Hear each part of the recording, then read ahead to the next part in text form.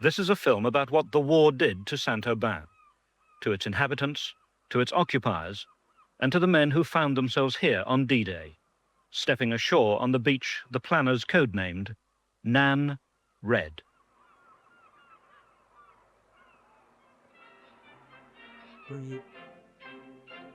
Amusez-vous, foutez-vous tout, la vie entre nous est... Saint-Aubin, 1935. Sunshine and laughter and strolls along the prom. The tools of war were changing.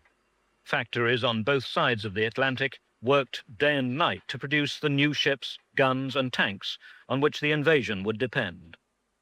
Exactly where and when the landings would take place was a closely guarded secret, restricted to a handful of key planners.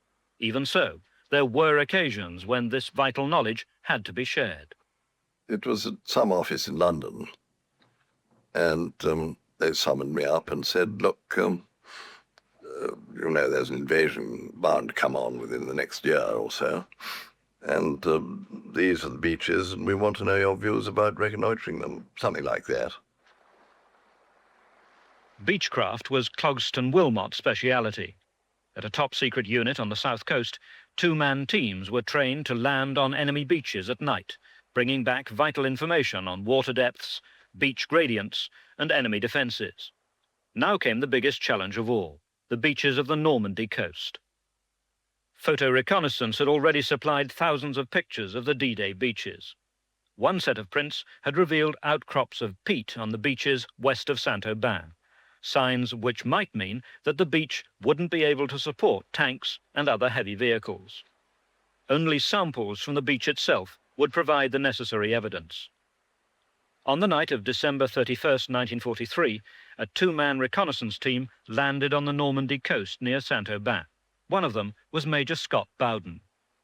Well, we had to work our way to the right, and we thought we could hear some carousing going on in the town, and we were particularly on the lookout for a peat outcrop, which would give us a precise landmark.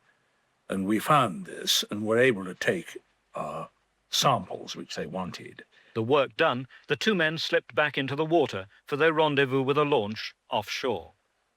The first two attempts, we were chucked back, and so we paused in the water and timed the waves until we hit on one we thought we'd get out through, which turned out to be satisfactory. But then we got somewhat separated, and I heard Ogden Smith shouting above the waves, and so I swam back towards him a bit to find out what he was on about, and all he was saying was Happy New Year. The new year was 1944, and by now there was a new face in Normandy. 3 days before D-Day, two midget submarines left Gosport in Hampshire to cross the Channel. Their task would be to mark the flanks of the British landings. They would lie on the seabed off the French coast to await the arrival of the invasion fleet.